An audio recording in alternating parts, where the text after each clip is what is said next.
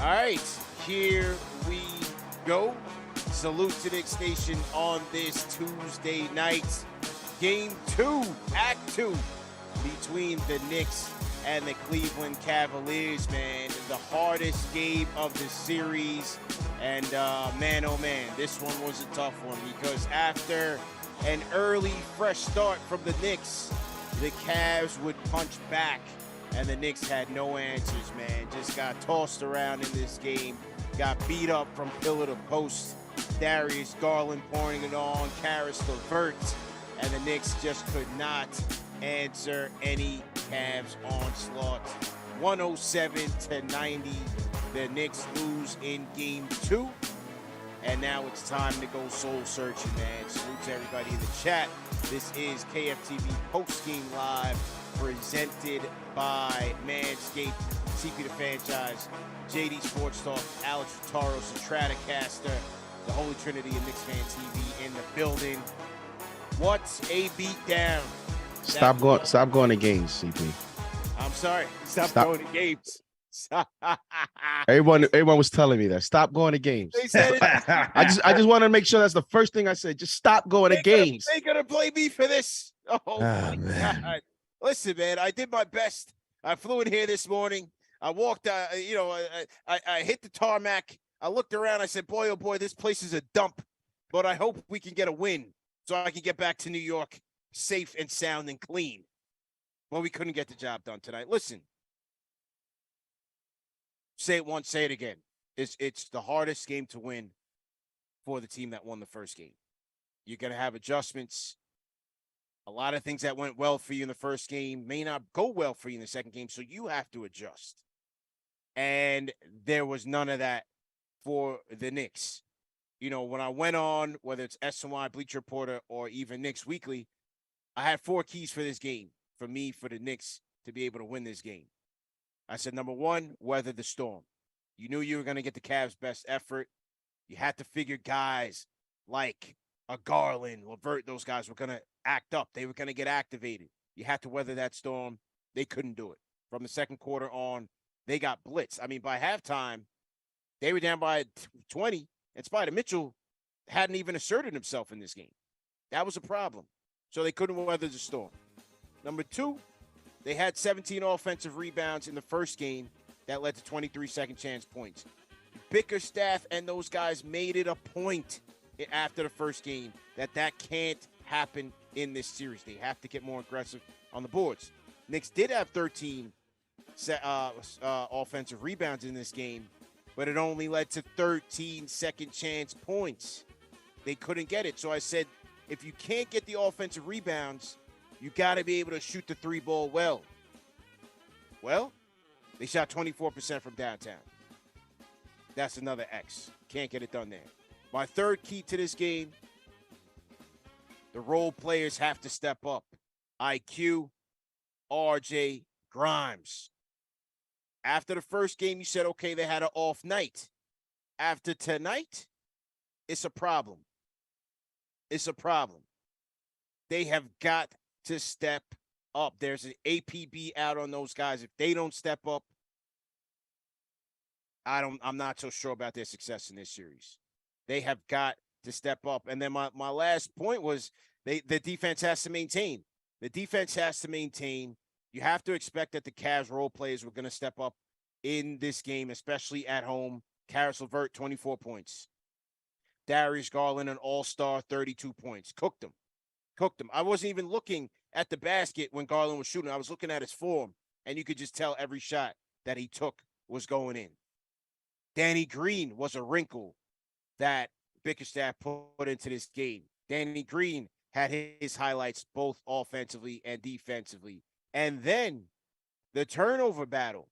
Knicks had 16 turnovers in the first game that only led to 10 Cavs points. Well, in this game, they had 17 turnovers, which led to 32 Cavaliers, 18 turnovers, which led to 32 Cavaliers points.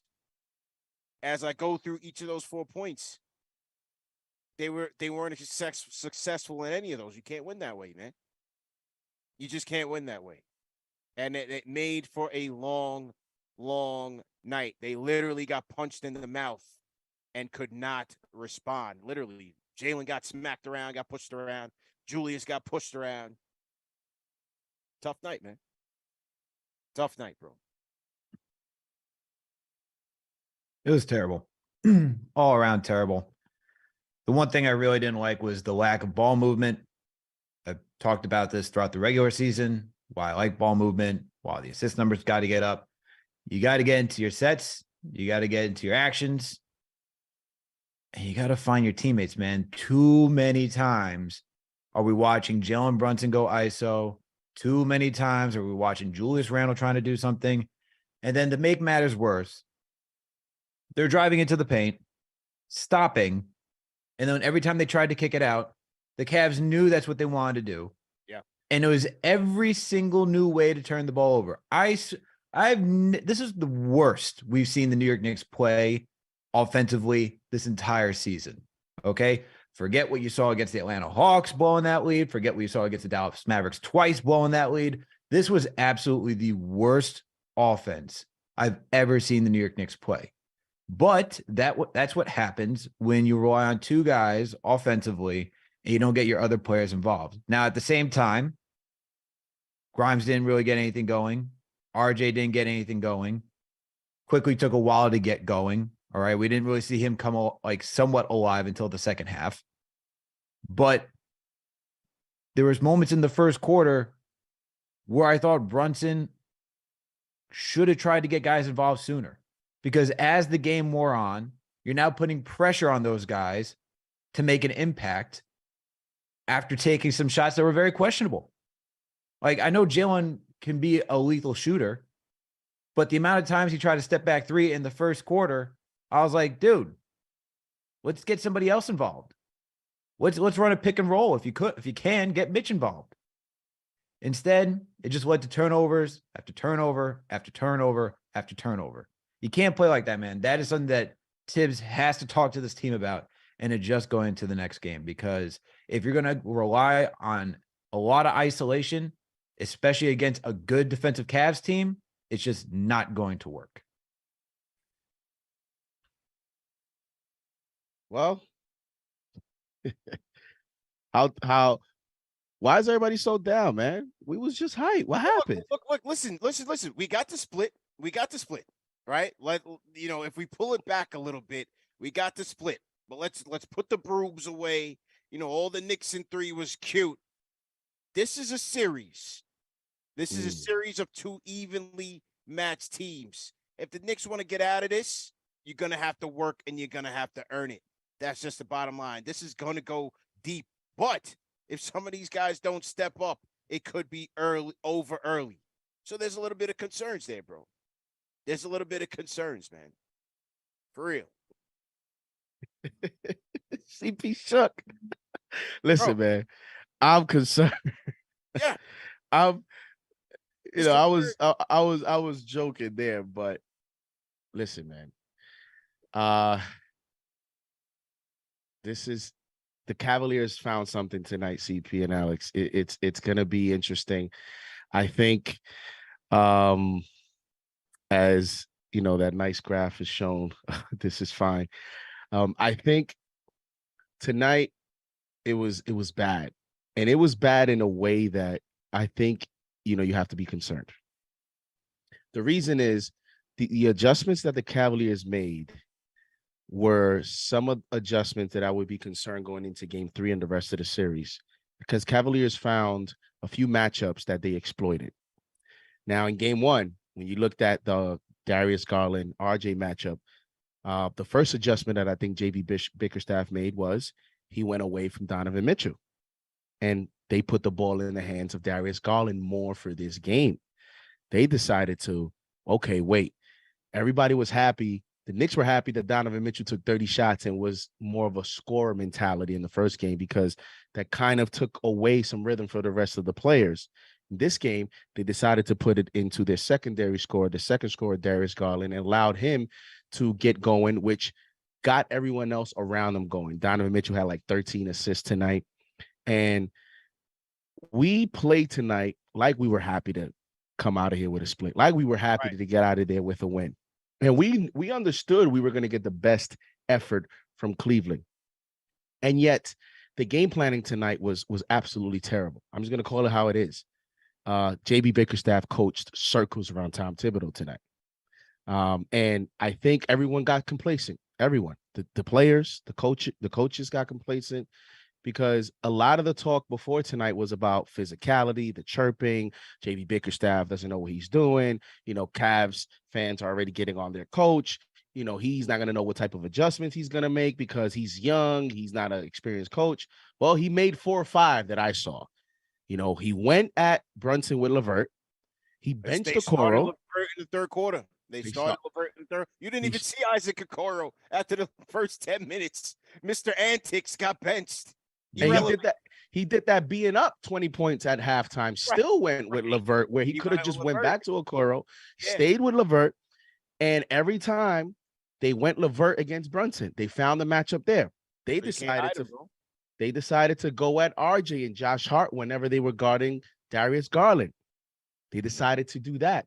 The other adjustment JB Bickerstaff made, on some possessions, they picked us up 94 feet. On other possessions, as soon as Brunson or Quickley crossed the half-court line, there was a defender waiting for them right there.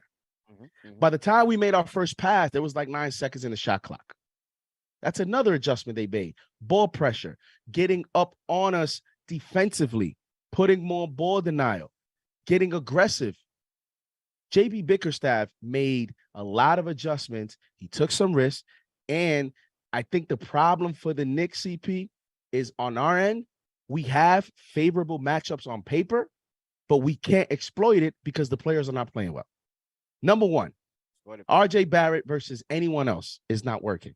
RJ Barrett versus Garland we're not being rewarded for that.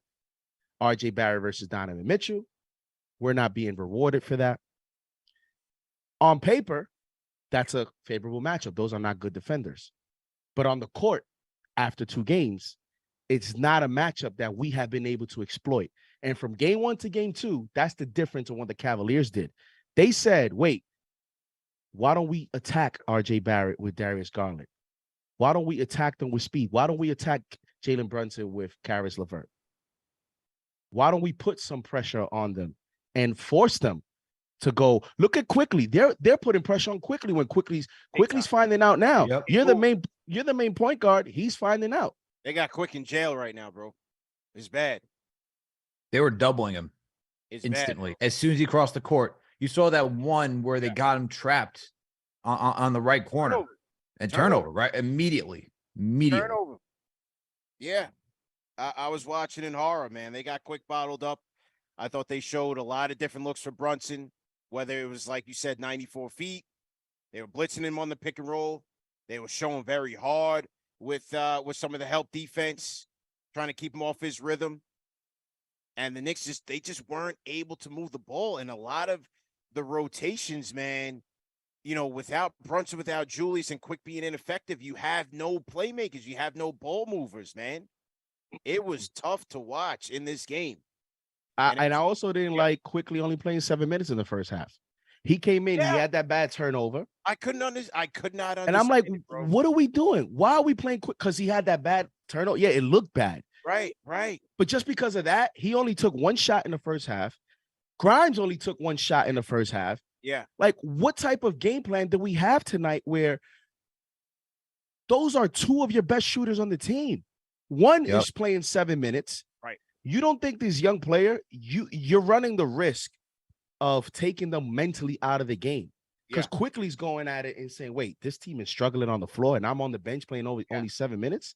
Yeah. Why? What did I do? And then in the third quarter, they went like regular season rotation with Quickley, where he didn't get in until 3 minutes left in the third. We were down by 20 points the entire game. We needed offense badly. We needed something, a spark. And even though Quick was struggling, the whole thing, like all the rotations tonight, just were out of sync, man. It just didn't. None of it made sense at all. It was adding up, man. None of it made sense. And JD, to your point, RJ can't be effective, which, you look at Garland, you look at Mitchell, as you're talking about, to get him going downhill. But you can't do that, which was my concern going into this matchup is we need 3-point shooting.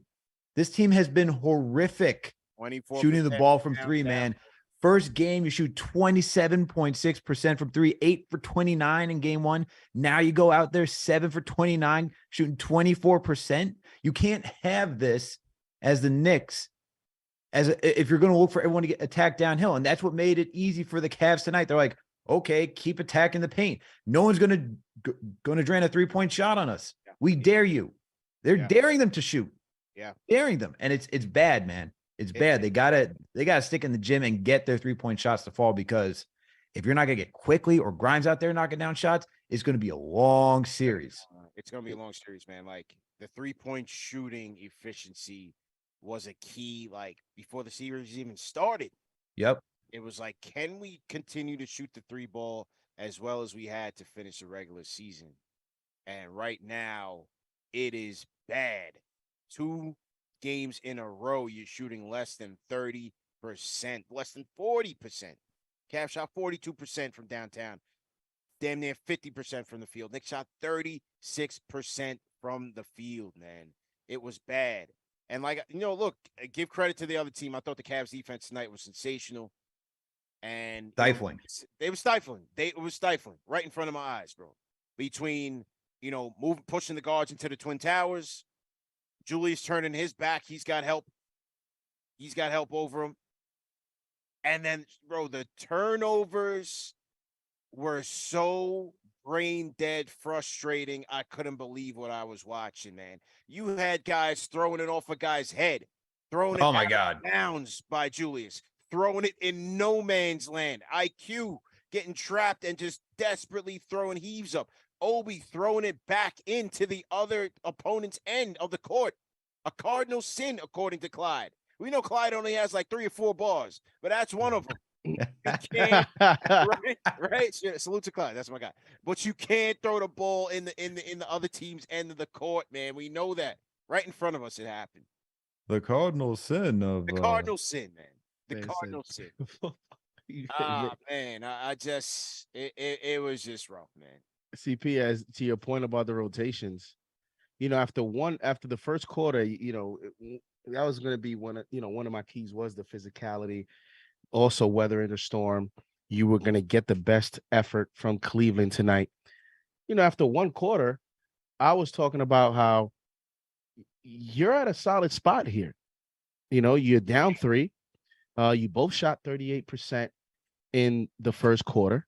25 points, to the 22. And then Obi comes in, and I'm like, oh, okay. Obi's coming in at the 6-minute mark again for Randle. Comes in, hits a 3, doesn't play in the second quarter. What? Wait, what? He comes in, he hits a 3. He goes 1 for 2. And in the second quarter, he plays 0 minutes. He plays 6 minutes. Quickley plays 7 minutes in the first half. Grimes, 1 shot in the first half. Like, I just didn't understand it. I didn't understand some of the decisions we made tonight. And the other thing, defensively, bro, we let Garland get into his spots with no resistance, with no ball pressure. I mean, we had even Quickley, who hasn't played well defensively in the first 2 games. But from a schematic standpoint, Garland is crossing half court. He's walking into the 3-point line before he even sees a defender in front of him, and he's comfortably shooting shots. Like, there was no resistance, no ball pressure, too much space. And I'm hoping that an adjustment they make in game 3 is, let's pick these guys up earlier, farther out. Let's put some ball pressure, because tonight, man, it was just complacent all around from the coaching staff to the players. Garland was the one I felt like, in terms of game 2 adjustments, he was just going to get activated, man. I mean, if you look at both him and Spider, they're 2 of the best spot-up shooters in the NBA. They're 2 of the best spot-up shooters in the league. It's part of the reason why this Cavs offense, while they're not dynamic, while they're not explosive, they're one of the most efficient in the half court. It's because of those guys' ability to just kill off the spot-ups, man. And watching Darius Garland operate tonight, it was a hard guard, man. It was a very, very hard guard. He was aggressive. The way he was attacking the basket, drawing contact, his step backs. He was, like I told you guys, it came to a point where I wasn't even looking. I didn't even want to look at the basket when he let a shot up. I just looked at his shot and his form. I said, okay, that's going in. I said, yeah, he's on. He's on. He's got it popping tonight. It was tough. It was just tough to see, man. His confidence was through the roof. But for you guys, I got to ask you this question. Do you think Josh Hart should have played tonight? Because he didn't look like himself tonight, in all honesty. I made it an intent to look at Hart in the pregame. He looked like he was moving fairly well. Maybe I'm sure he was in pain. But it's like, again, with Hart, scoring is not where you're looking for him to impact the game. It's IQ needs to score. RJ needs to score, be effective. Grimes needs to score. Like, those guys need to be more impactful every single night. I'm not necessarily worried about Hart. He was out there. Yes, he wasn't, aggressive on the boards and things like that. Maybe I'm sure the ankle was bothering him, bro. But that, to me, he's the last guy I was worried about. It's our three perimeter shooters and scorers that for 2 games now are not impacting the game. That is a concern. It's a problem in this series right now. First game, it was, okay, they're off. Now, it's a problem, bro. To me, it's a problem. I hear you. There's just something a little off about him. I don't know. It's like he's the guy that comes in there, usually gives you like a lot of energy. And when I was watching him out there, I didn't feel that. He's usually a guy that can galvanize the troops. And sometimes when you're playing injured and you're worried about re-aggravating something, and you're not fully 100%. Yeah. And JD and I talked about this on the pregame show, where this might be, Tibbs's gamemanship, the Knicks' gamemanship, where they're trying to keep the Cavaliers off balance, whether or not you got to prepare for him or not. Like, if he's not feeling it 110%, I wrote maybe don't play him tonight. Give him that rest and see if somebody else has that energy to go out there. I wrote the article for KnicksFanTV.com today, detailing what would happen if Josh Hart wasn't able to go. And I like the idea of just putting Deuce McBride. We talked about that last night, CP. Like, maybe you put Deuce out there. Maybe for a guy like Garland, just throw it off a little bit, because someone like Deuce, in my opinion, I'm not looking for him to be the savior, but just rattle up Garland a little bit. RJ wasn't the guy who was able to stick with Garland tonight. And if you need somebody else for perimeter defense, why not go for him for a short stint, especially if Hart's not feeling it tonight, not giving me that energy. I mean, he was okay, but he just wasn't his usual self, where I'm like, he didn't pop out on the screen, because watching it from home, like you could see when Hart's is popping off the screen. It's like, okay, he's diving, he's aggressive, he's fighting around screens. You just feel that aura from him. I wasn't getting that tonight. Yeah. It certainly didn't seem so, man. So to everybody in the chat, once again, hit that thumbs up button for you boys. Knicks lose 107-90, man. Get smacked around in Cleveland right in front of my eyes. It was embarrassing. Enrique Gonzalez. Yo, shout out to Enrique, man. Drove to Cleveland from the BX. I met up with him, and shout out to all the KFTV Road Warriors that came through the Harry Buffaloes in Cleveland. We was in there heavy. We was in there deep. He says, $10 Superchat says, this is Enrique from the Bronx. Thanks so much for the ticket tonight. Yeah, I blessed him with a ticket. Nice. Says, despite the loss, was an amazing one. I'll never forget. It was a pleasure to meet you and your lady. Shout out to Enrique, man. Definitely shout out to him for showing love. He was he drove up from the BX, man. Had some business to do. His job is headquartered out here in the area. But big time, long time KFTV fan. And yeah, it was a pleasure meeting him, and was glad we were able to build. Unfortunately, couldn't get the win, but we will move on to another day, man. We move on to another day. And then, man, oh man. Yo, these graphics, man. And then late in this game, how about you had Julius get folded up on the stanchion on a meaningless dunk effort play? Jared Allen gets him. And I thought Julius was cooked. I thought he died. Yo. I was so mad. And I had,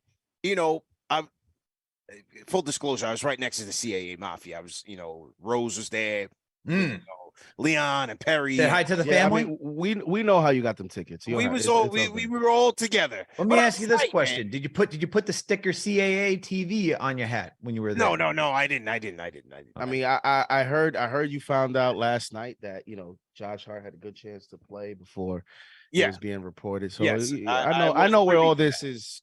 I was privy connected. to that. They did offer me Worldwide West seat because what West was over, he was standing in LA. I said, no, I'm okay. I'll just be over here with the civilians. But either way, I say that to say I'm screaming at Tibbs. Like, Tibbs, why the family show do you have Julius Randle and Jalen Brunson starters out here in meaningless minutes? Julius drops on his back. I was so beside myself on that play. I don't know how you guys felt about it. I was pissed, man. I was tight. I didn't like that at all. There was no reason to have him out there. But Ian Begley, our guy, friend of the show, did some reporting and put out on Twitter that Tom Thibodeau was asked what was the thinking about leaving Julius Randle in on the floor down 20 late in the fourth when Randle went down hard after a Jarrett Allen foul. And Thibodeau said he was going to sub Randle out a few possessions earlier, but Randle asked to stay in to get more rhythm. Bro, the game was over after the third quarter. Not Jalen, not Julius. Neither one of them should have been in this game. I agree. I will say this, though. Yeah. That was scummy on Jarrett Allen's part. I don't want to hear that he's running for the play and whatnot. It's in the fourth quarter, man. You're up 20. Get out of here. I mean, I can't put the dirty tag on him. I just felt like he was going for a hard play. It was a lot of momentum. And Julius felt badly. To me, Julius just should have never been in the game, bro. Both can be true, CP. Both can be true. That's fair. Both can be true. I just didn't like Julius being in the game, man, at that moment. I really didn't. That was one of many questionable just decisions by Tom Thibodeau tonight, in my opinion. It was like, and then when it happened, like, it's like, are you not seeing what's going around the NBA in these playoffs? Like Ja Morant and everyone else getting hurt. Yeah, like, you're not seeing getting hurt. Yeah, with a back, like, and then as soon as Randle goes like this, right, I'm like, oh, here we go. I'm thinking about broken collarbone. Like, I'm thinking the worst in the moment. And I'm like, come on, why you has to be in the game? And it's funny too, I was gonna take him out a few possessions. Like, he took him out the next play, took him out. He's like, oh yeah, now you're doing it, right? You learned your lesson, right? Now the rhythm doesn't matter. Now it doesn't matter, the rhythm. We're getting spanked, and you worried about rhythm. Man, as the OG Chuck D says, decapitated in trash time. Like, what are we doing, man? Unbelievable. I was so tight when I saw that, man, because he looked legitimately hurt, man. I did not like that at all. We're not going to win many games with Grimes shooting 2 shots in 22 minutes. And I'm going to tell you something right now, too. From game 3 forward, it's probably not going to happen because of the way this offense is designed for certain players. I don't want to see RJ take more shots than Grimes. I don't. I'm sorry. I don't. Yeah, I'm with you on that. It's time. Like, I don't want to see RJ Barrett take 13 shots to Grimes' 2. I don't like that ratio. I don't like the way this offense is going. And I don't like the way we're just going away from Grimes just because he misses a shot or 2. Yeah. Like, get him in rhythm, man. Yeah. Like, we gotta get the ball. 16 assists is not gonna cut it, man. We gotta get the ball moving. And Grimes has to take more shots, bro. We have a problem. We have a major RJ. CP, I ask you, and I ask you, Alex, what are we gonna do with RJ? because the reason I say that is I go back to this. Oh man. I go back to this. The problem that we're going to run into is after game 1, yes, he provided you stuff in other areas, but he was still 2 of 12. And I get that. But I can reference you the 3 of 19 game for Russell Westbrook. right? In game 1 against the Suns. It was the best 3 of 19 game I've ever seen. Yeah. But you're going to tell me that long term, the Clippers are going to win more games than not if Russell Westbrook continues to shoot 3 for 19? What are the chances that he's going to do everything else at such an elite level that he did at that game? So you saw tonight the drop off from RJ in the other categories. So now he goes 4 for 13. So he goes 2 of 12, now 4 for 13. That's the issue is what are the chances that RJ is going to give you everything else at such elite level that we can continue to live with 2 of 12 nights, 4 of 13 nights? Like, yeah, I don't like those chances. And the problem that this head coach has is that RJ, to me, this first round matchup is the best matchup he has from a on paper matchup standpoint. You play the Celtics, he's going up against Jaylen Brown. You play the Sixers, you're going up against Tobias Harris. Like you're playing, anybody else on the East, even the Nets, you're going up against Bridges and their wings. Like you're going up against Darius Garland, bro. Yeah, but see, I see where I disagree is that with RJ's game, because he has no intermediate game and the Cavs excel at taking away what he does best, I don't see him succeeding in this series if he can't shoot. Because then he's just going to be forcing inside with Garland and with the Twin Towers in there. He's not going to be successful, man. That's what I'm saying. You're making my point because if we know this, then the head coach has to make the tough decision and say, we're not going to get you 13 shots. Yeah. There's only 2 other ways that I see him succeeding in this series. Only 2 other ways. If you're not going to, like you just said, this is a tough matchup because his game is in the paint and he has the Twin Towers waiting for him. That's right. And you're not going to ask RJ to all of a sudden turn into Paul Pierce, Jimmy Butler, Kawhi in the mid-range. We've been looking for that for 4 years. It ain't there yet. Yeah, he's not there yet. So there's only 2 ways to make him effective offensively in this series. You're gonna put the ball in his hands into a playmaker, run pick and rolls with Mitchell Robinson, and run some actions with him being a playmaker, or you're going to have him stand in the corner and pray that he hits corner threes. That's it.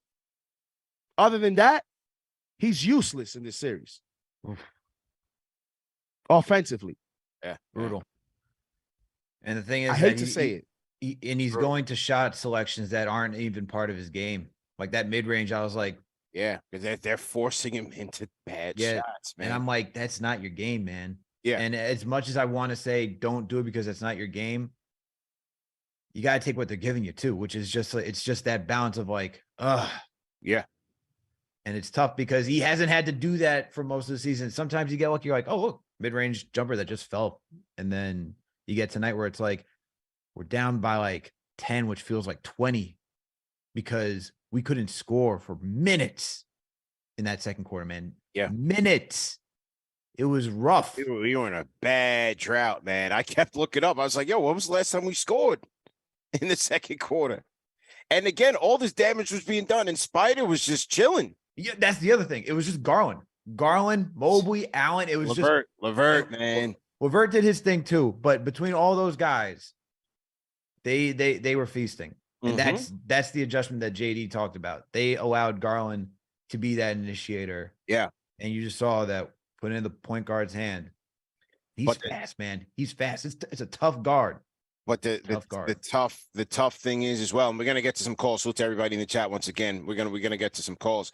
The tough thing is that when Bickerstaff started LeVert in that third quarter, now you got to make Brunson work on both ends, and you can't hide him anywhere. That was one of the things I was going to be concerned about, is that when you go with a Spider, Garland, LeVert ticket up front, and LeVert is cooking on nights like this, makes them dangerous, bro.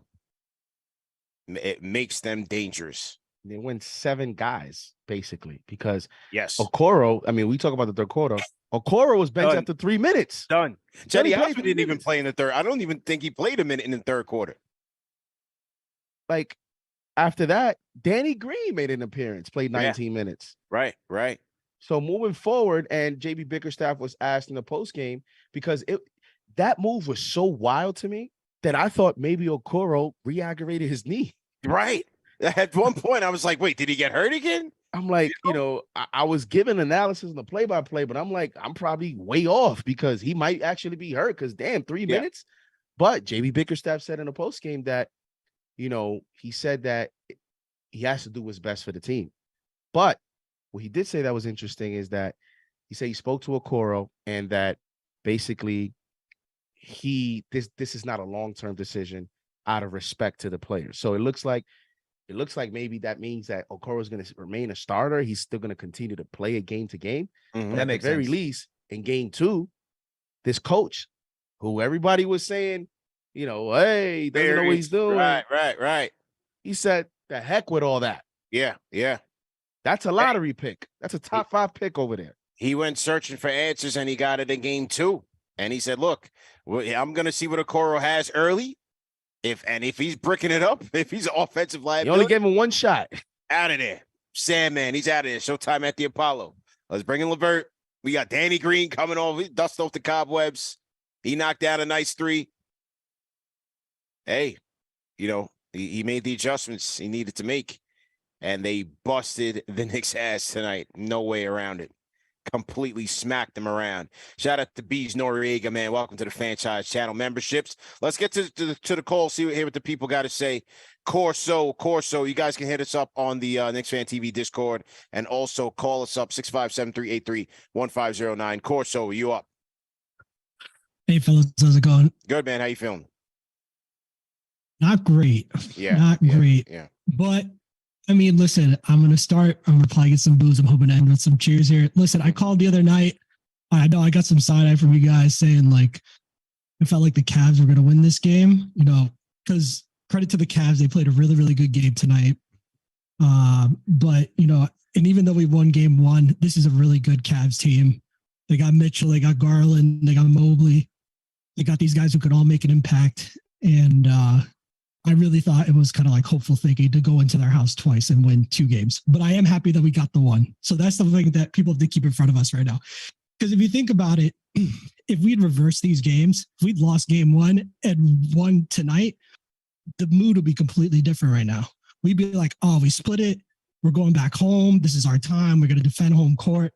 But we're going in kind of low right now. So we got to kind of like, clear our heads, go back, get our composure. I think that even though we shot more free throws than the Cavs, I felt like that whistle was really uneven in the first half. You know what I mean? And by the time, like those free throws that they got were more meaningful than ours because it felt like when we started to get the whistle, the game was already out of hand. You know what I mean? Yeah. So they built up this lead and, we need more contribution from our bench guys because when we can't hit shots, you're having guys like Chetty Osman cheating off of his cover, right? Yeah. And he's coming down and stripping Julius in the low post. Yep. Right in front of these other guys coming down. It's a huge problem. Like these guys need to start hitting shots. It's going to quick. be a big problem. It's quick. It's quick, man. As JD said, Quickley in this series was going to be crucial for this team. This is your 6th man of the year candidate. And 2 games in a row now, Quick has been a non-factor. Forget about the 12 points he had tonight. A lot of that came in garbage time. When the game mattered, Quick he's not there, man. 2 games in a row. First game, it was okay. He was off. They got a dub. Right. Now, it's a concern, man. It's a concern.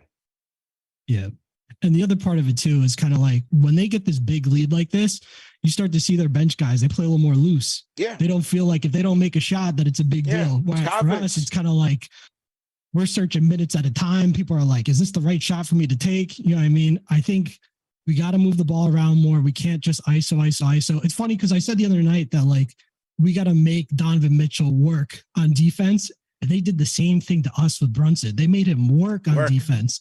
I mean, and they exposed him defensively. So now they found something. They're going to go right back to that this next game. Like, don't get it twisted. And here's the thing.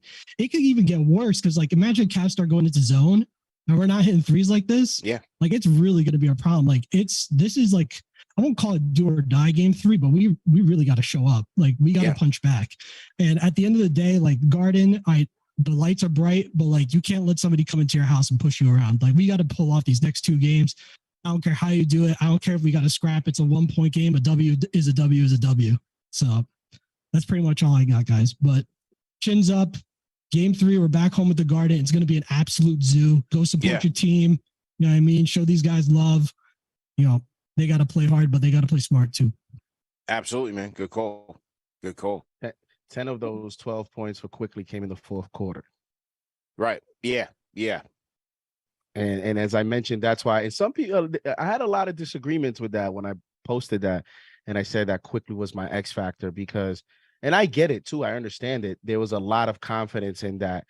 You know, JD is another guy because we know what we're going to get from Quickley.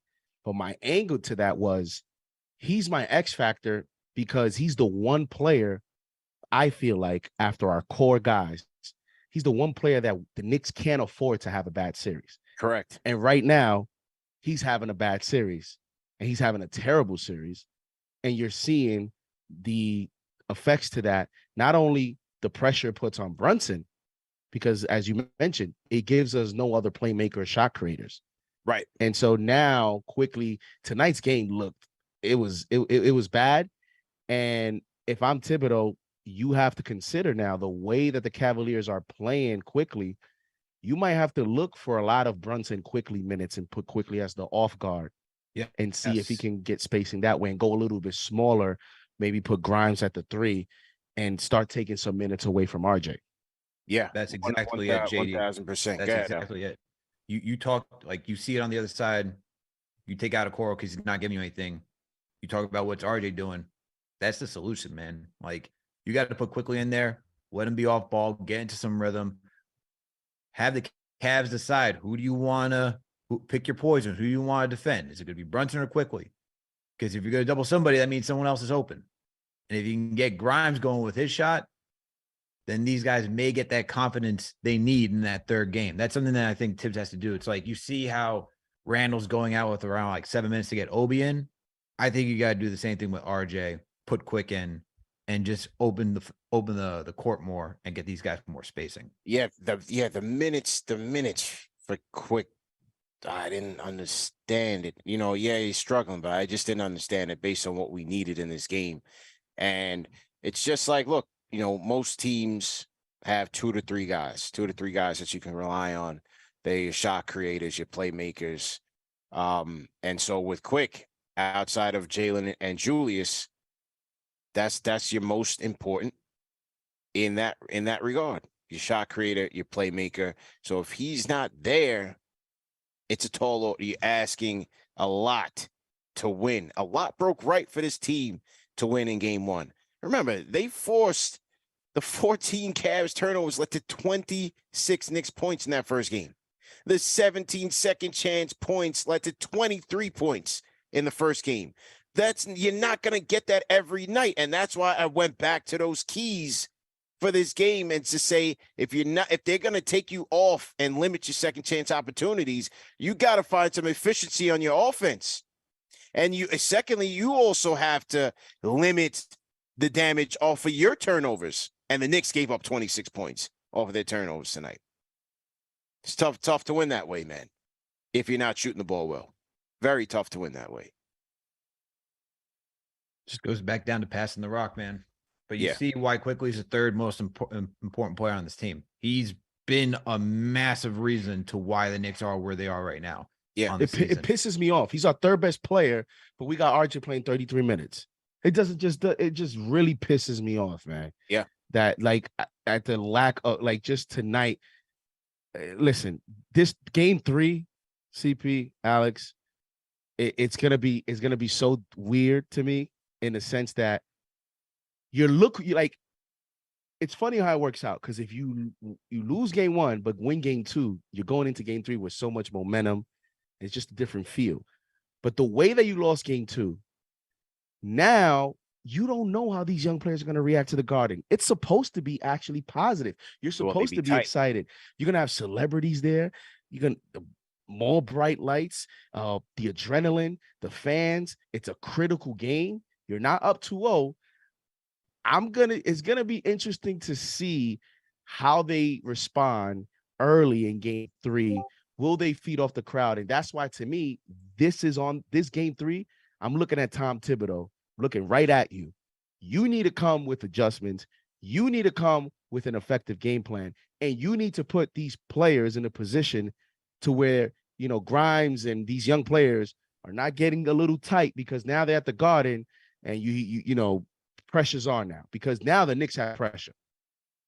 They have to take care of home court. Yeah. Back to salute to everybody in the chat once again, man. Hit that thumbs up button for you boys, man. Knicks lose a heartbreaker, 107-90. They were damn near down by 30 points. So I'm going to say that they got blown out. They got washed. They got smacked around. So they got to bounce back in game 3, as JD said. Back to the Discord we go. The channel members are having their say on this thing. Salute to all our franchise channel members. VA Nick, go ahead and unmute your mic.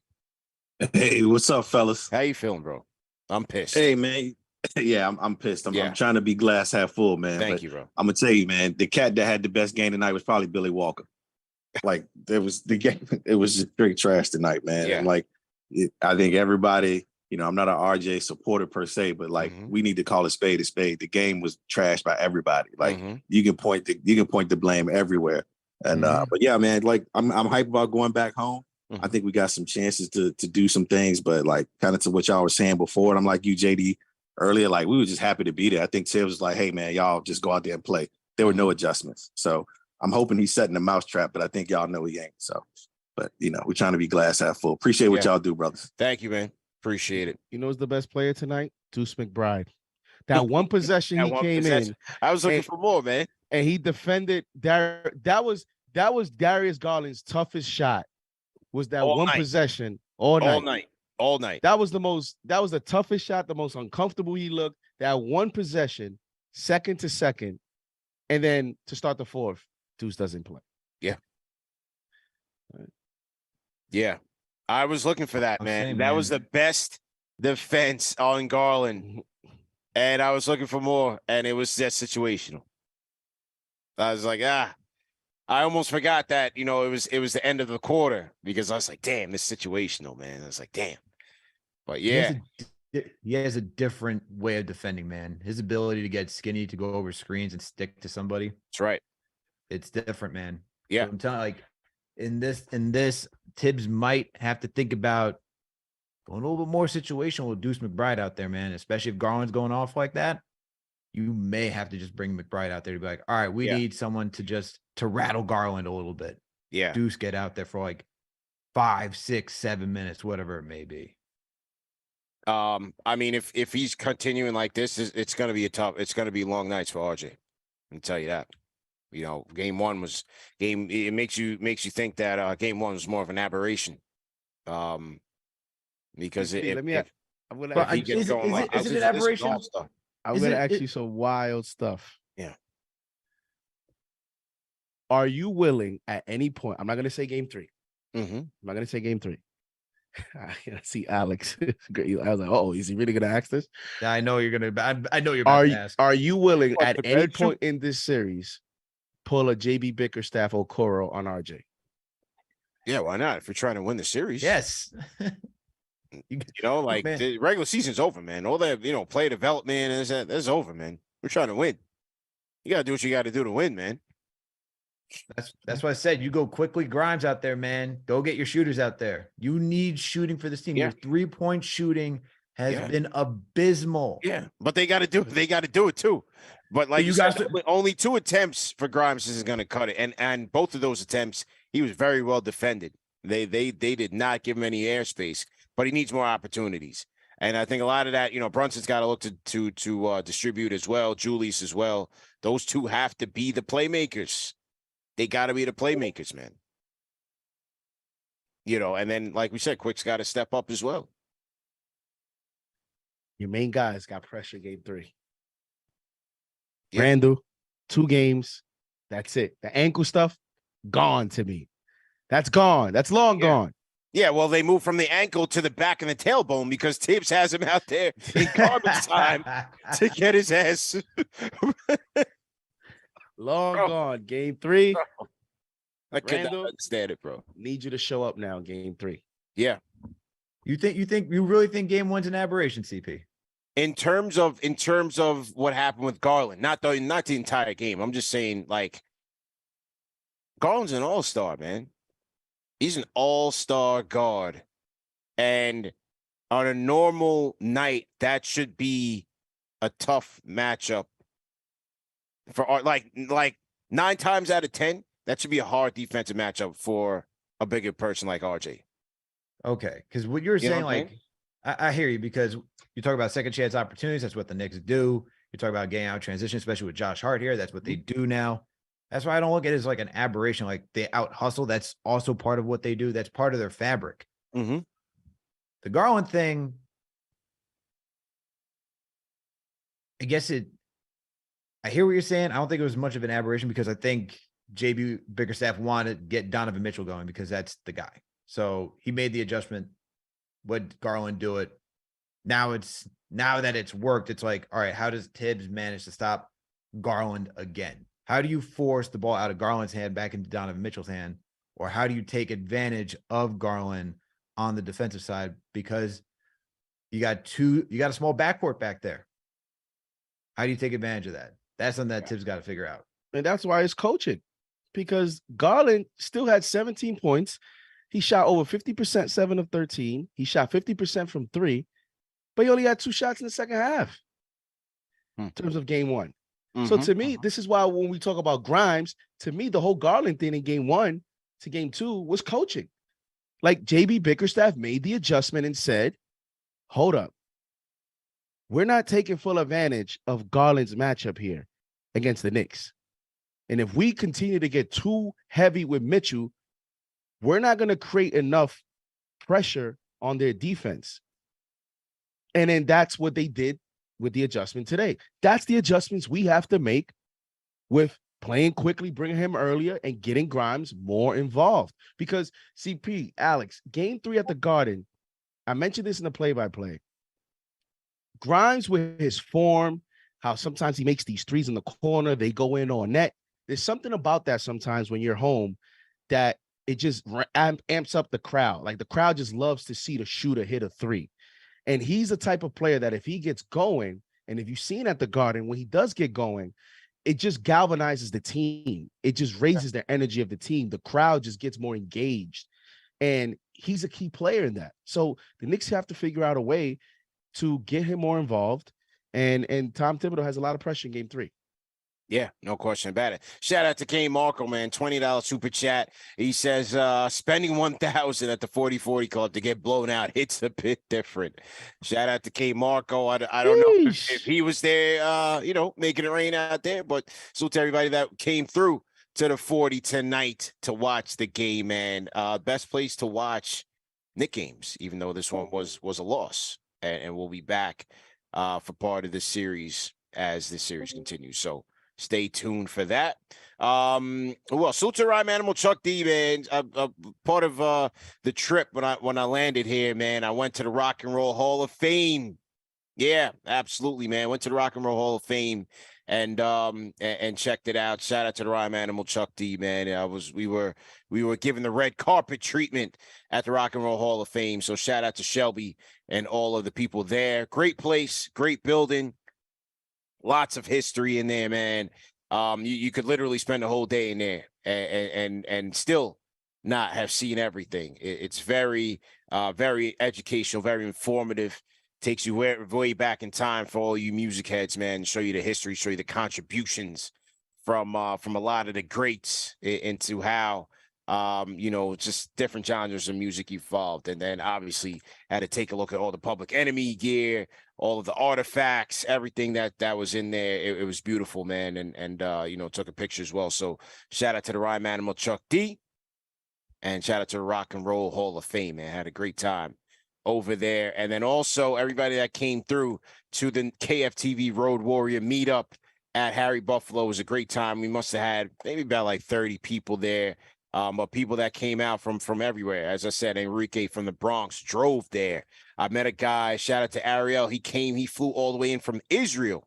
Well, was a New Yorker, lived in Israel. All these guys, big fans of the show.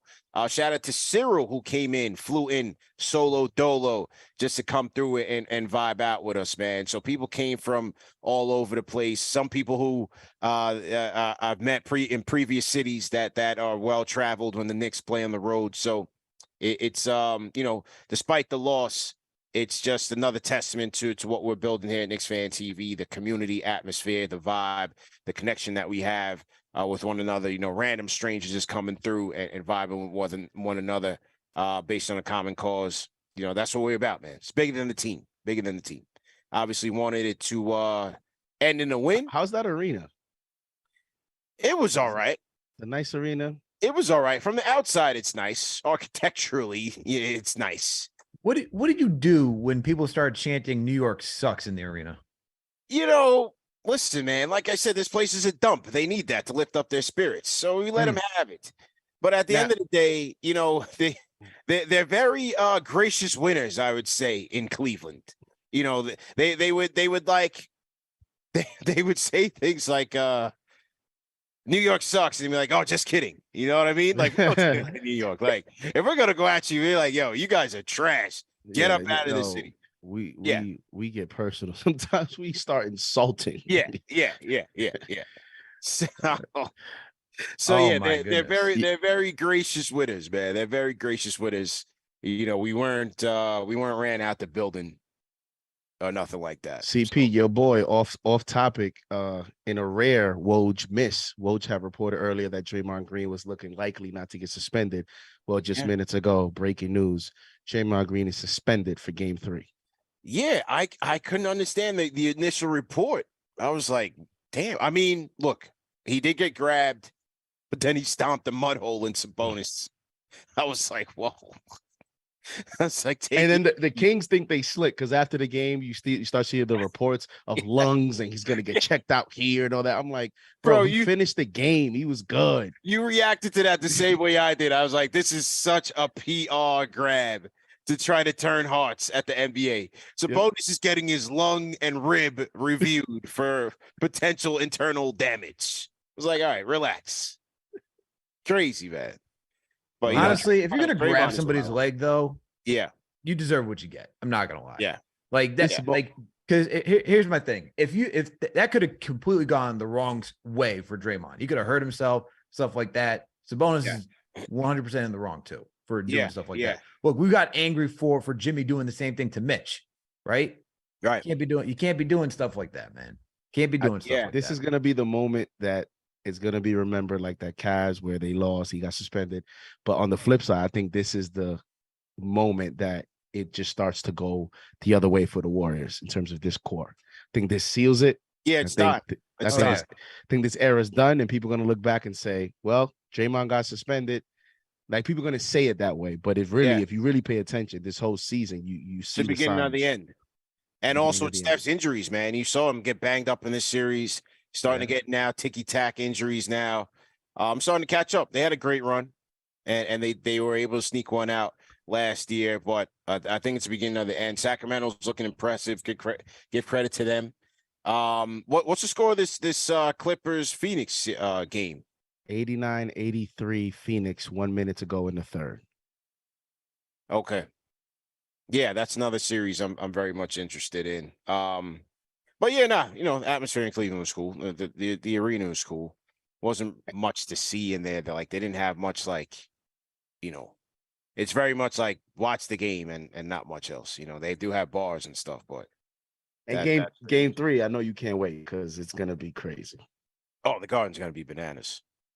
Yeah, it's gonna be bananas, man. Absolutely bananas. Yeah. I can't wait. Yeah, I can't wait. JD dreading game. Yeah. So to everybody in the chat, once again, man, hit that thumbs up button for you boys. Shout out to Fugazi, $10 super chat says, it's time. Hart starts. I'm so over RJ. Okay. Troy Davis, $5 super chat says, I said we can't judge Coach Tibbs until we are in the playoffs when it's chess, not checkers. I'll hold judgment on him after the series. Ryan Animal Chuck D, $10 super chat says, 96-hour deer in the headlights, grace period. For IQ, Grimes, and RJ, got to be over by game 3 at MSG. There's going to be scars and no stars. We got cute. Could have went up by 5, then went down 15. We cornered an animal. Yeah, man. Those guys have got to step up. Shout out to Enrique once again. Shout out to Ty, 73. $5 super chat says, Donovan purposely allowed Garland to go off. Now his jitters are gone and his confidence is up. It's a fair point. It's a fair point. Spider decided, first game he took 30 shots. And this game, you wanted everybody else to eat. Only 11 field goal attempts for Spider tonight. 11. He was quiet, man. And we were getting bludgeoned. That's tough. 13 assists. Yeah. That's kind of what you want your stars to do, right? You want them to adjust, and his presence is still felt on the court. Like, you still have to guard him, but he'll allow his teammates to get involved. And that's kind of what you look from our guys, Brunson and Randle. You know, when you don't have it going, how do you keep everybody else involved? How do you use your presence on the court to get everyone open looks? Yeah. True story, man. True story. All right. Dan from New Jersey. Dan, what's good, man? I'll mute your mic. Coloca, wah, wah, wah. Damn, you don't sound so good, man. How you feeling, bro? What's good, bro? Listen, man, it's time to galvanize the troops. Okay. All right. Yeah. We're here. Let's All right. go. Listen up, y'all. Listen up. Let's go. Tibbs, you disappointed me today, man. I gave you an inch last game. I said you coached the game of your life. Yeah. And you come back and you spit in my face. Bro, 15 OB minutes in a blowout. What's going on here? Why was Randle in the game at that point? He could have been seriously hurt, man. That's the series right there. He could have been seriously hurt, bro. I'm disgusted, man. We've seen this happen before with Tibbs. I mean, this season alone, it already happened with RJ. Don't want to talk about RJ right now. I'm going to keep quiet on that. But listen, man, this series is not out of reach, right? We're going back into Madison Square Garden. It's going to be Friday. We're going to have 2 days to play game plan. Tibbs is going to have to go sleepless nights plot, because here's the thing, man. JD has a point. JB Bickerstaff, he came through with the adjustments today, all right? I heard everybody in the Cavs spaces talk about, oh, he's got to play Danny Green. He's got to play Harris LeVert, because they'll be able to keep us honest. You can't just sag off of them like you can on Corso. And it sounds like JB Bickerstaff was in those Cavs spaces, because that's exactly what he did, and it paid off.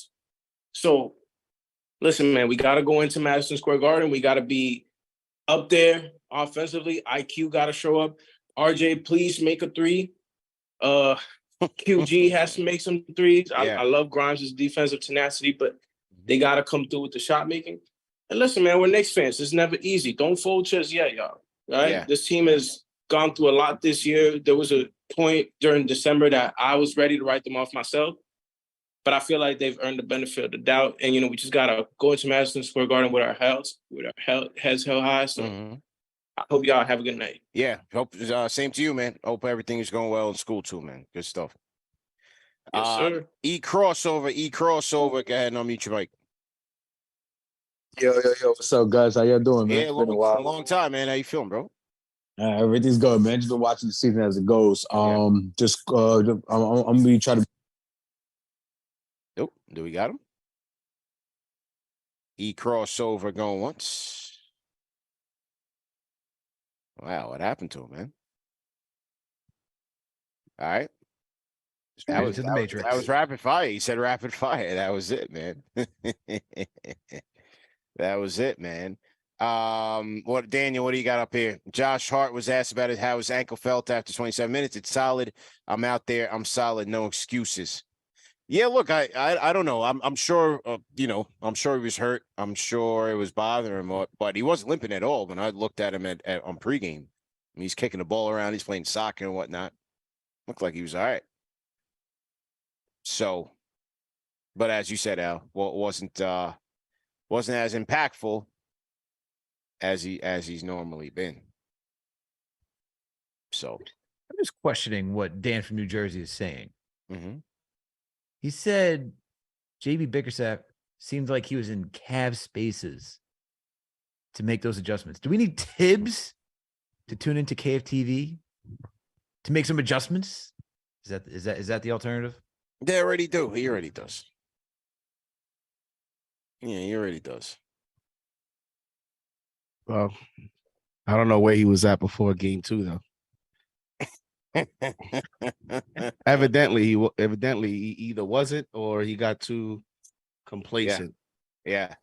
But absolutely, man. Now he has a chance game 3. Yeah. That's all I know. Yeah. Let's play this Julius soundbite here. Daniel, let's play this Julius soundbite after the game. Here's what he thought about the Cavs.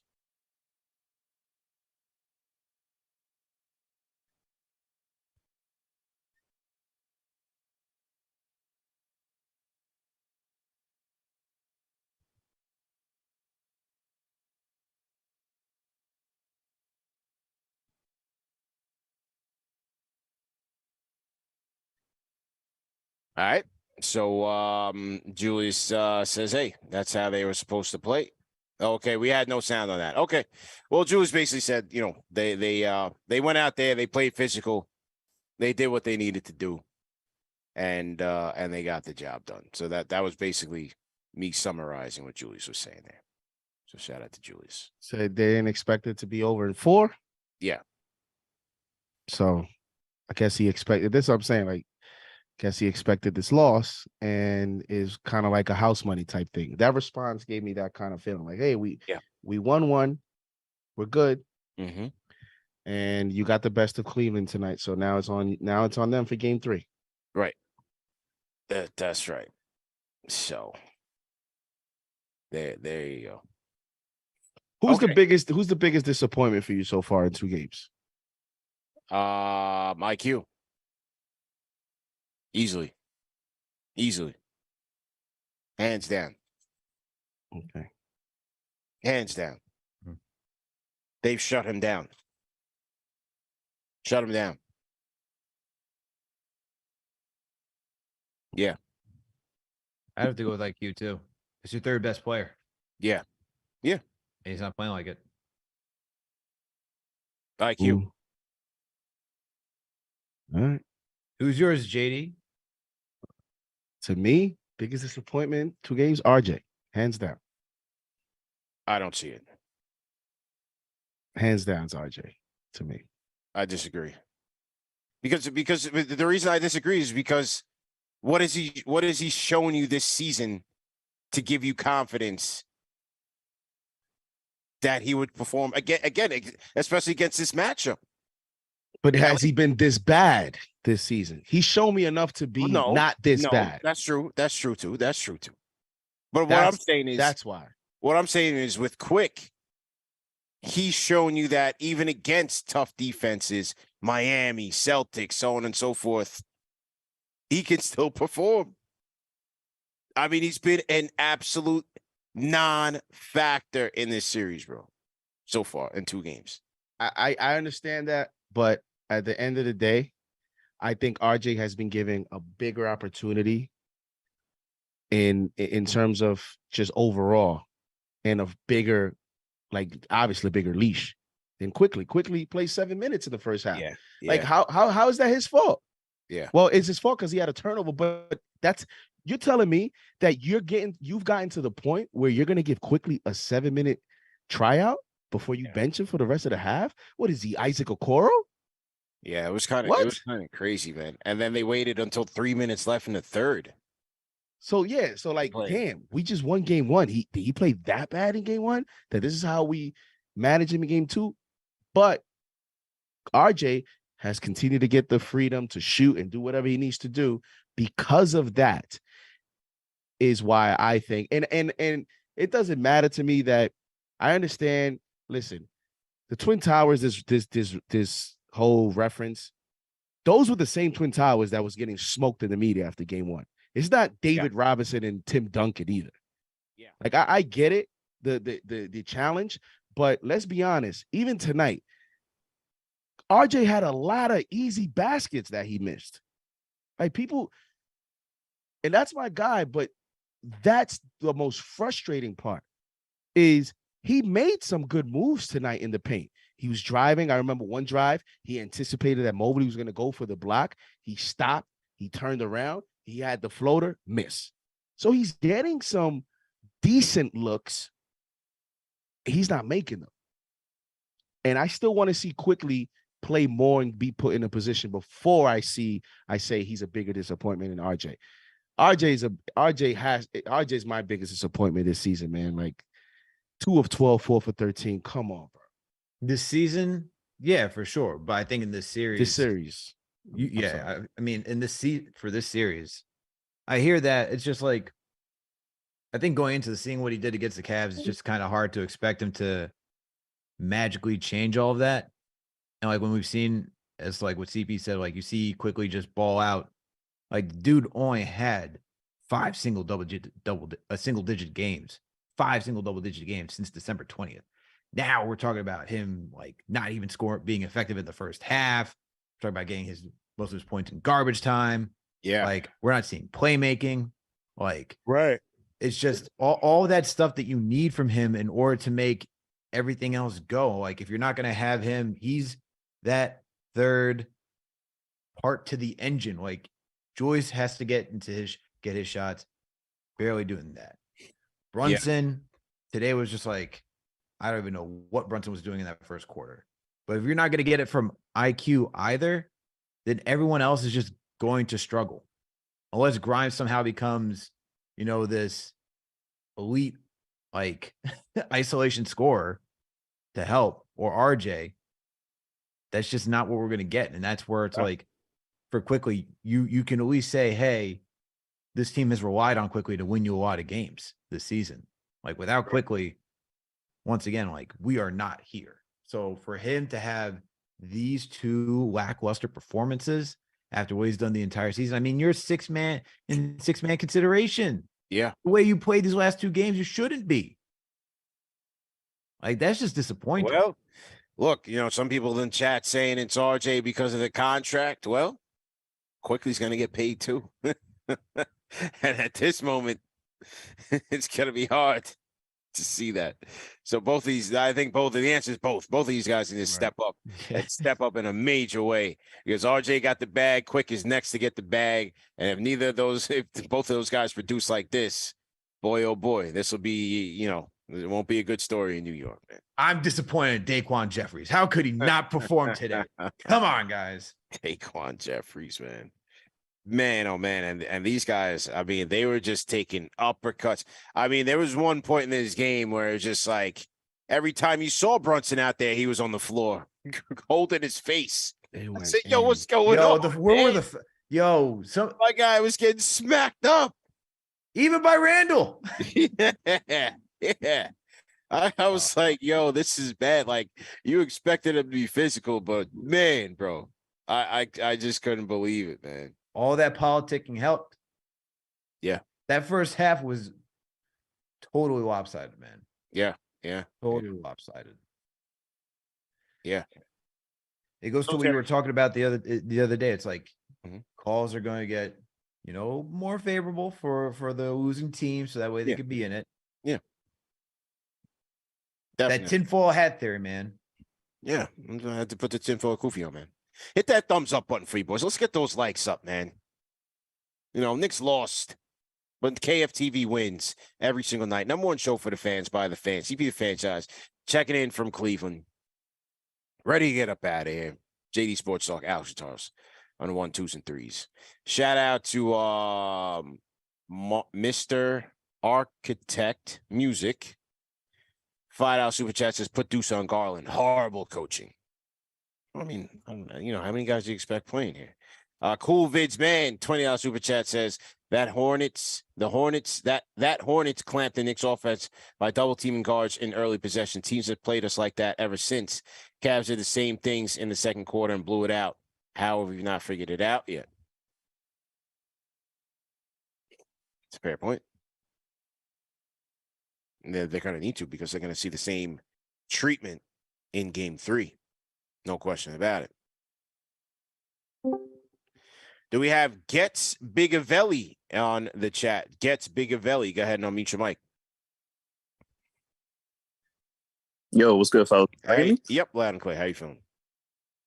What's going on, fellas? Thanks for tapping me in. First and foremost, JD, Alex, CP, appreciate what y'all do over the years for Knicks as a whole. And, for the fans, of course, real class acts. But, yeah, I don't want to keep too much of y'all's time, but just a few things I want to touch on. Obviously, it's a tough loss. I think it's not that we lost. I think it was how we lost. I think technically it was a blowout, and just because of the bad turnovers and everything. But I feel like they just weren't locked in. I think that getting that first game on the road kind of made them feel like, all right, let's get back to New York. I don't know if everybody took it as serious. I would hope they did, but we gotta lock in for game 3, obviously. But Julius with the tunnel vision, I think we've seen a lot of that play out during the regular season. Him, giving up the ball a little too late, especially during traps and just bad turnovers in general. And another thing I think Tibbs needs to do, and I don't think he'll do it, but I do think he needs to seriously consider maybe having RJ come off the bench and maybe start Hart or Quickley, preferably Hart. I think RJ is better downhill. Obviously, his 3-point shooting isn't there. And, we would like to see the RJ we saw back, at the beginning of the season, making good decisions, clutch plays.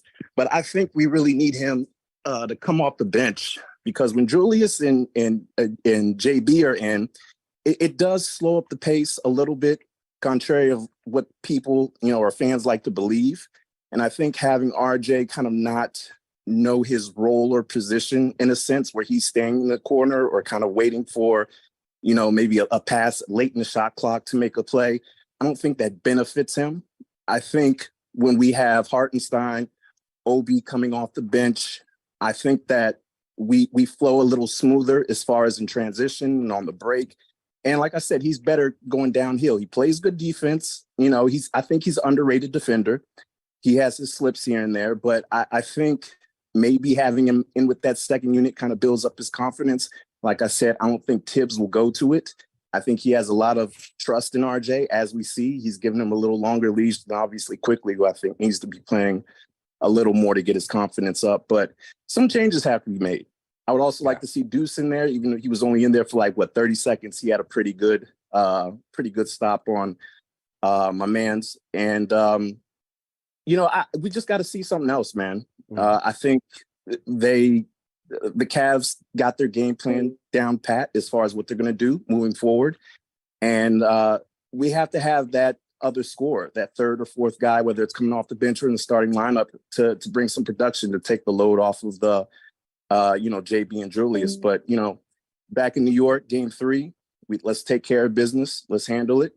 And let's move from there. So that's what I'm feeling right now. Go Knicks. Appreciate y'all boys, and, be easy. All right. Appreciate it, man. Yeah, no doubt. Maddie Magic, go ahead and unmute your mic.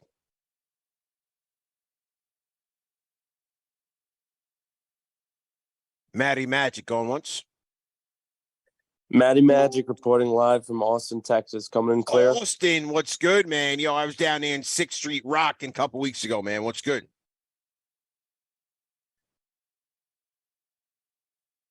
Oh, we lost it.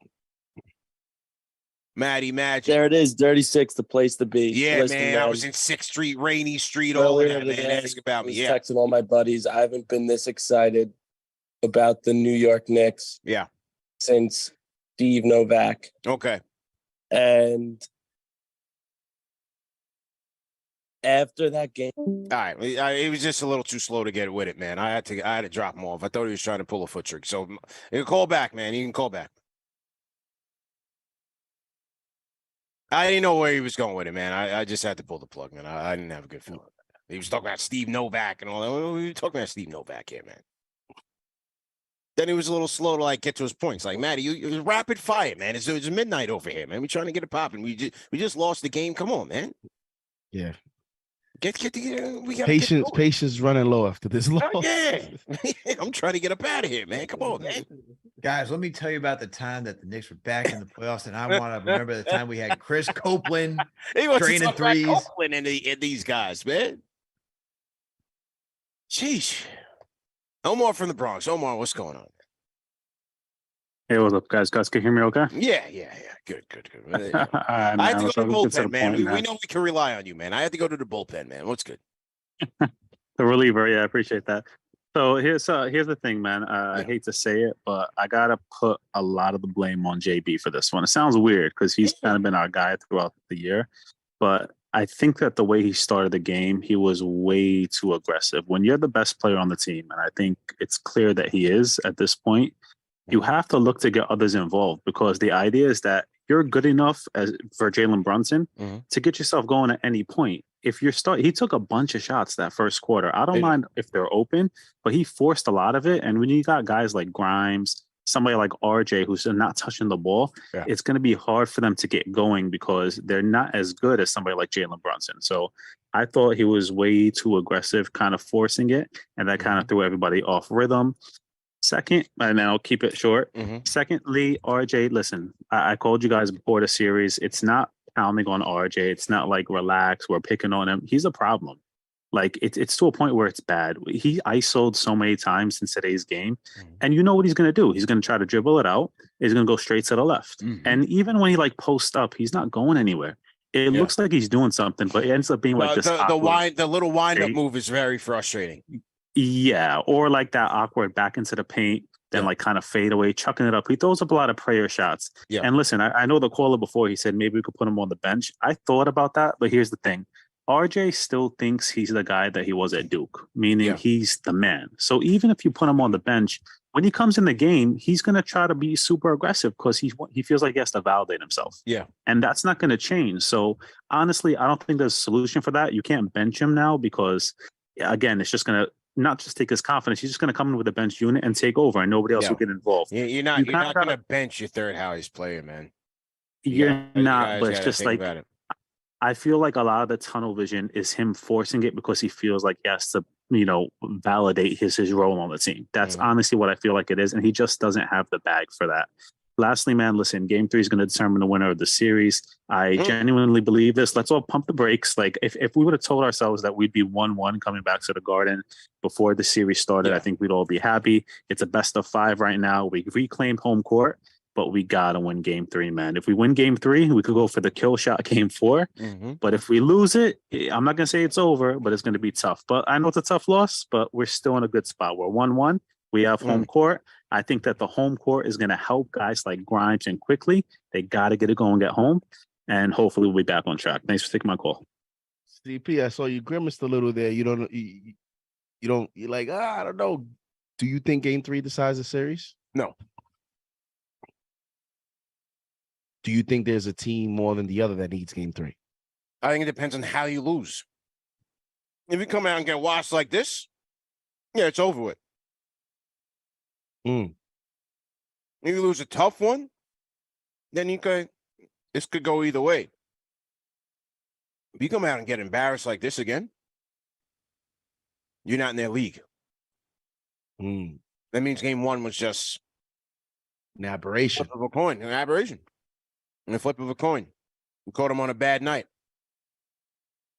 That's a concern. You got to win, or you lose valiantly. Now, if you come back out game 3 in front of your home crowd and get washed like this, pack them up. You said in front of your crowd, in front of your home 3, team, 1-1. If they come through and we're pack them up. You're not ready for showtime. We can't do back-to-back 30-point blowouts. They got blown out by 30. Once they hit 30, that's it. You pass the sticks. You're done. You're done. That's not dubbed. You got scrubbed. They got scrubbed out there. Forget what the final score says. They lost by 30. That's how I look at it. And if that happens again, it's not good.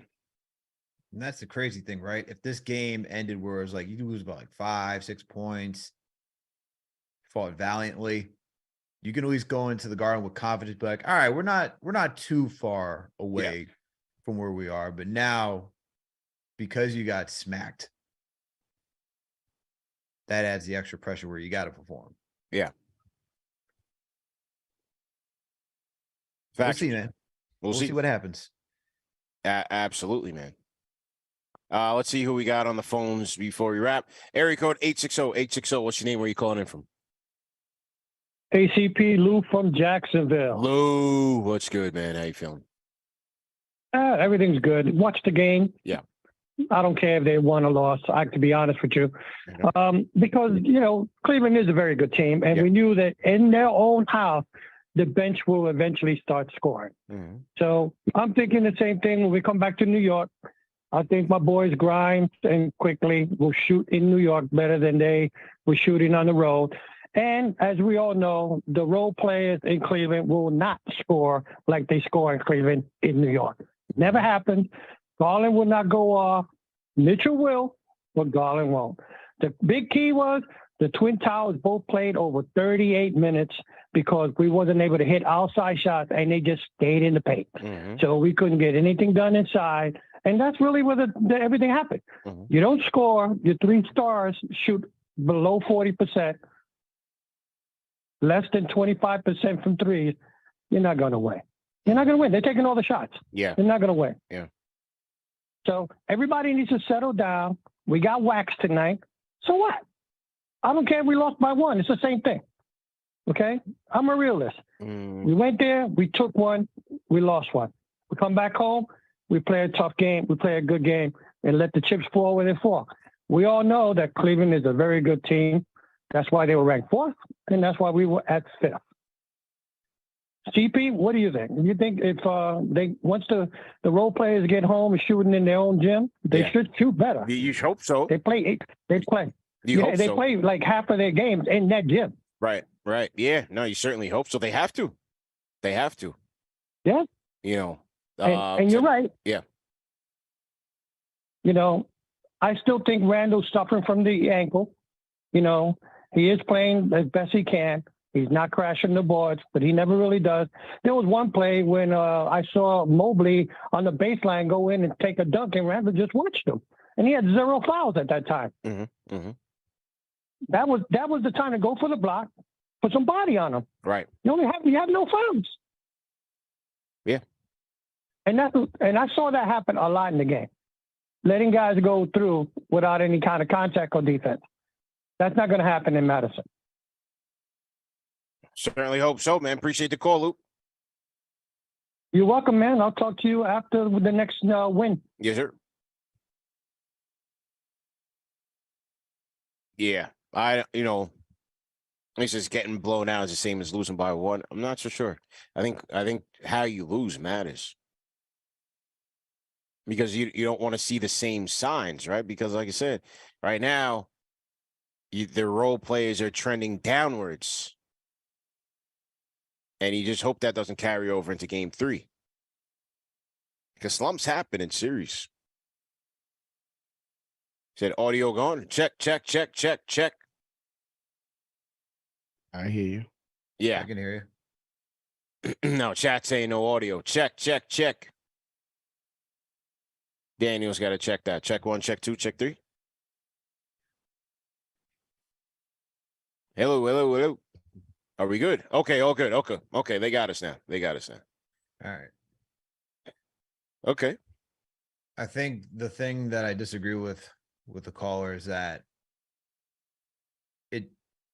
we shot terribly from 3. That is a concern. And it's reared its head in both games, and you can't have that going into game 3. You hope that your guys like Quickley and Grimes can shoot and, talk about role players coming back in the game, or should be back at home court. They should be able to get into a rhythm. But the fact that we haven't even seen Quickley shoot well yet, that is a little bit of a concern, because it doesn't really matter whether he's home or not where he scores. He should be able to score wherever. Even for guys like Grimes, like we've seen Grimes score on the road, we've seen Grimes score at home.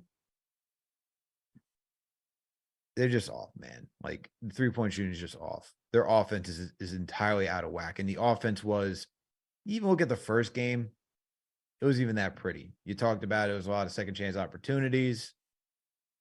This Knicks team is able to get downhill, finish a lot of the scoring in the paint, get some open looks, driving kicks, utilize the pick and roll, see some solid pistol action. We're not seeing any of that really. The offense the first series was steals, scoring in transition, second chance opportunities. You need to see a more fluid offense, which we haven't seen yet. Yeah. I haven't seen it, man. I haven't seen it. Going back to the Garden, if Grimes is going to shoot 2 shots, doesn't matter what gym he shoots at. That's not going to be enough. Two You know, shots. Grimes has played now 49 minutes in this series. He has a total of 6 shots. Yeah. Come on. Good. Not good, bro. And all 6 shots are all 3-pointers. And we talked about, you know, how Grimes, you know, we were just talking about a week ago how Grimes has done a great job of, you know, balancing that game of the inside game, faking out the 3, going into the lane, being a playmaker, or getting some shots inside the yard. He hasn't even attempted a shot other than 3s in this series, and only 6 shots in 49 minutes. So, you know, and the gym also, you know, the Knicks had some challenges this year as a home team.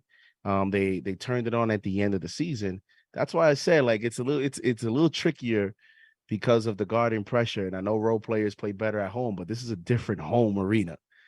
You look around the league, when you look at the crypto arena with the Lakers, you look at arenas like Madison Square Garden, like sometimes you're the home player and you actually feel more pressure than when you go on the road. So just hope that, you know, that they are ready to play and that, you know, they make some shots. We've seen guys like Taurean Prince come to MSG and just light it up. That's the thing about MSG is that, you know, when you talk about role players, JD, it's just to your point, like when you talk about role players, you know, not playing well on the road, MSG is just a different beast. People just turn up for MSG. Yeah. And that's the scary part. True story, man. Erico 404, what's your name? Where are you calling in from? Rapid fire. Let's go. Rapid fire. It's Janelle Mecca Holmes, man, calling from the planet of ATL. Let's go. Rapid fire. Yeah. Do you think Hardenstein and Mitchell Robinson delivered tonight? Also, what do we need from them moving forward for us to win the series? They've got to keep those bigs off the boards. Those guys came back with more energy, more intensity. They got the 50-50 balls. Mitch's issue for me has always been he's just not sure-handed enough. You know, that's one of the reasons why when people ask, well, who do you want to close with, Mitch or Hartenstein? Sometimes it's Hartenstein because Mitch sometimes he just can't come up with balls, man. You know, balls. I mean, he's just losing them. I didn't think either one of those guys had a good game. They got out-muscled. Twin Towers, it was their night tonight. It was a Twin Towers night tonight. And Mobley wasn't even that good tonight. It was, you know, I thought Allen was good tonight. Mobley wasn't that good tonight.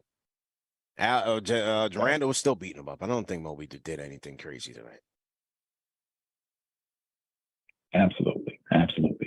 Yo, that's all I got, man. Y'all get some rest, man. Yes, sir. Holla at your boy, man. Peace. All right. Yeah, you got to come up with balls in game 3 for sure. Yeah. 100%. 913. What's your name? Where you calling in from? Hey, what's up, fellas? This is Kyle from Kansas, man. Hey, how you feeling, bro? Kyle, what's good, bro? Hey, I'm good, man. I'm good. My bad, because I'm, you know, whatever. Yeah. But just one time, I don't care. People might say I'm crazy, but just one time, our best shooter's been our power forward, right? Give me Mitch, give me Randle, give me Obi at the 3, give me give me Grimes, and give me my man Brunson. And if you don't give me that, give me Brunson, give me IQ, give me Grimes and Randle. Can we get 4 out? They blitzing us too hard. We got too many good shooters for them to blitz us like that. Tired of it. Tired of it. You can't tell me that my man Obi can't guard LeVert. Can't tell me that. Tibbs with this 12 minutes for Obi. Obi looking like their most consistent shooter off the ball right now. So you're going to have to either get big, get small, get RJ up out of there. Give him a chance, but if he can't hit a shot, we need out-of-town shooters, man. We need our shooters, bro. We need shooters. We can't deal with these dudes. And I know everybody's screaming for Hart, but Hart is iffy at the 3-point line too. We can't let these dudes just blitz us like the way they did tonight. Yeah. It's ridiculous, dude. We got to get our best shooters out there at one time. I know Tibbs will never do that. I know he would never do that, but he needs to. And, Yeah, I'm just tight, man. Y'all have a good night. All good, man. Hold it down. Hold it down out there. Yeah. Kyle out there Right in now. Kansas. I'm Man. parked. They parked me, man. I was driving, but Cleveland parked me tonight. Ah, man. You on a work strike? I'm in the train. They done parked me, man. They done beat there. They beat us today, man. They beat us bad tonight, bro. Kyle said, I ain't going to work tonight, man. We lost, man. Yeah, man. Hey, man, you better not get the plug tight. He's waiting on the shipment, man. Go ahead and do what you got to do, man. Get that work. All right, fellas. All right, man. Good job. Good job, y'all. Get them packs out there, man. Plug. Don't want to upset the plug, bro. 16 assists. You just got to move the ball, man. And it's Brunson, it's Randle, RJ, Grimes starting unit quick. They got to move the ball. You got to move the ball, man. There's a reason why this Cavs team is the best defense in the half court, especially. You got to run your counters, man. And you got to move the ball on them. You can't let them get comfortable. And when you have your three-point opportunities, you can't knock it down. If the Knicks can't shoot the ball from three, it's going to be tough for them to win this series. I just don't see it. Because you're not going to get that much opportunities on those two bigs to get high-efficiency shots inside. They're just not going to allow that to happen. Got to be able to shoot from outside. That's why they're so good defensively. You got to be good shooters for that. I'll definitely ain't going to work. He said, yeah, I hear you, man. Hey, it's adjustment time, man. Adjustment time. Yes, sir. My guy. All right, man. Stay up, bro. Yeah. It's Kyle. Yeah, man. Fellas, anything else? You getting me tight with all that eating, man. I'm starving. Yeah, I'm eating this. I told TM in the chat, quote unquote pizza. Man, you had a blast this whole show. You had a blast the whole show. You just going right with the right hand, with the left hand, everything that come in. Man, I'm about to eat this. I'm trying to digest this Cleveland pizza here. What type of pizza is that? My New York stomach, I honestly don't even know, bro. It's got cheese, it's got tomatoes, and it's from Cleveland. And I can't wait to get home. SCP holds what is the remains of a slice of pizza as he looks at it like, I don't want to eat this, but I need to eat this. Spot on, man. Yeah, this is survival eats right here. This ain't, let's call these guys. No. This is survival eats right now. Different ball game. That doesn't even look like it's got tomato sauce on it. I don't even know what that is. It doesn't. My Italian grandmother is rolling over in her grave right now. What am I eating? What am I eating right now? Wait, that's a pizza? That's a slice? Yeah, it's cheese bread with tomatoes on it. Oh, I'm like, so damn, it's Cleveland. Can't wait to get up out of here. Places that looks like a waffle. Like, wait, what? No offense if you live here, but I can't wait to get up out of here. No. You be honest about it. We have now changed this as a KFT After Dark. We're now doing food reviews on Cleveland pizza. CP, if you had to give this pizza a rating, 1 out of 10. A food rating? Yeah, food rating. Oh, this is getting like a 4. A 4? We don't even get 4s on this show. This is getting like a 4. Wow. Yeah. Good Lord. Yeah. I can't wait to get back to the rat-infested streets in New York City so I can get a real slice of pizza, You get your Italian uncle back there, the rat passing the ladle with the marinara sauce. The rat, you know what I mean?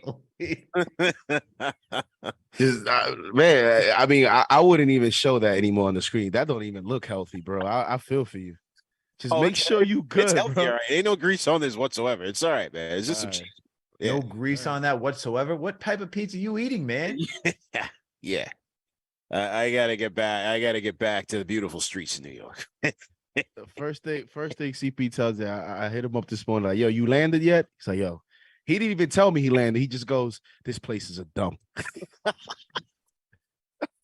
I landed to gray skies. I'm like, damn, I thought you And was gonna be despair. excited. It's game 2 tonight. The first thing he says. Doesn't even tell me, yeah, I landed, I'm good. I'm at the airport. I'm on my way to the hotel. He goes, yo, this place is a dump. It was gray skies and despair. No offense if you live here. You home. To be honest, anyone who's tuning in through the podcast and can't watch us live, it looks like CP is in like a prison room. Like I just see 2 different colors. I see what looks like to be purple and white. Nah, this is the couch, man. Well, I'm in the suite, man. I'm straight. This it don't look like that from this side, man. I know. It does look like it looks like you're in a penitentiary right now. Listen, man. I this is the makeshift studio. I'm traveling light here, so I got a lot of the backup equipment.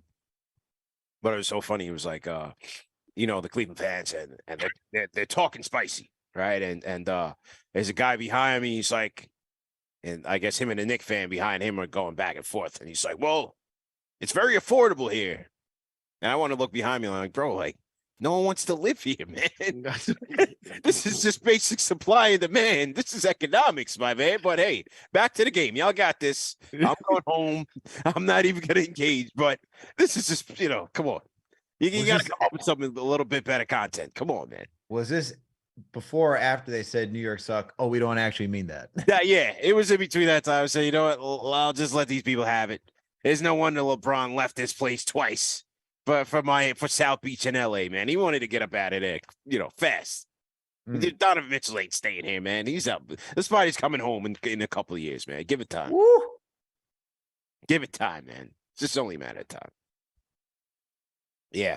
Nah, but the whole front office was there, man. The whole front office was there. Everybody. Leon, Perry, Aller, Rosas, everybody was there. All the scouts, they were all there.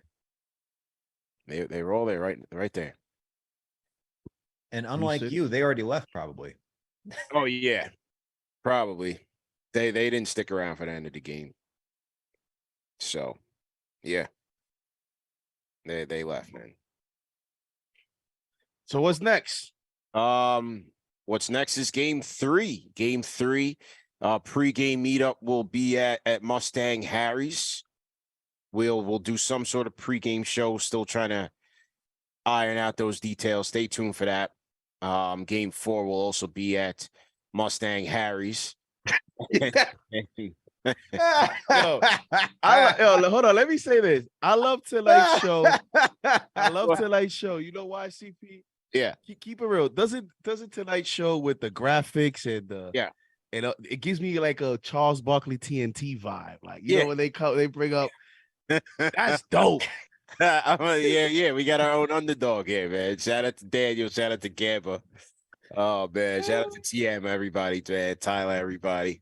It's a team effort, man.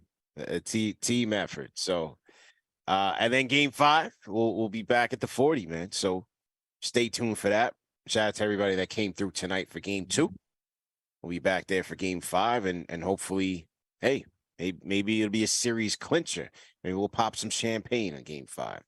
But look, it was a tough loss, but if we pull it back, we did what we had to do. We got to split. Now you come home and you try to get 2 at home. Somebody's gonna clip that Ohio Penitentiary. It's gonna be on Twitter in like 2 seconds. Cuyahoga Penitentiary. Well, hopefully you can be at game 5, CP. Maybe the Knicks chick can get the bail money all wrapped up to get you out of there so you can be home. Yeah, man. He said just so Knicks is leave the pizza to Cleveland. Trust it's staying right here. I'm good, man. I'm good. Yeah, but now you know what? We were out there heavy tonight, man. We were out there deep. There's a lot of Knicks fans that live in the area. Met a cool Knicks fan from Akron. Right, like I said, all the people that traveled to meet us here. So, like I said, it wasn't all a loss for KnicksFanTV. Loss for the Knicks, but for KnicksFanTV, it's always a win as we continue to connect with our fans and the work that we put in, the hard work that we put in, it's very much appreciated. And you get those testimonials in living color from people on the ground. That means a lot, so shout out to everybody that continues to support. Continue to hit that thumbs up button for you boys. Continue to subscribe. share these videos, and we'll continue to do what we do. 74 more likes to what? To what? What number are we looking for here? 500? 1,000? What are we looking for? And then you can hit the outro music. Oh, we're looking at just 500. 74 more likes, man. So hit that thumbs up button for you boys. Hit that like button. Then you can hit our outro music. And shout out to Life Changer Land. $5 Super Chat says, sounds like you guys are climbing back into the window. Come on. He called us out. Nah. Oh, Al says there's no going back. No. I'm just disappointed, CP. I'm frustrated and disappointed. Yeah. Me too, man. Donald Smith, $5 Super Chat says, if this is their best shot, only scoring 107 after we beat them 4 times in a row over the course of the season, they can't play with us. Well, they can if the defense is on point. I mean, you know. He also says we have another gear they don't have. We can compete in high-scoring games.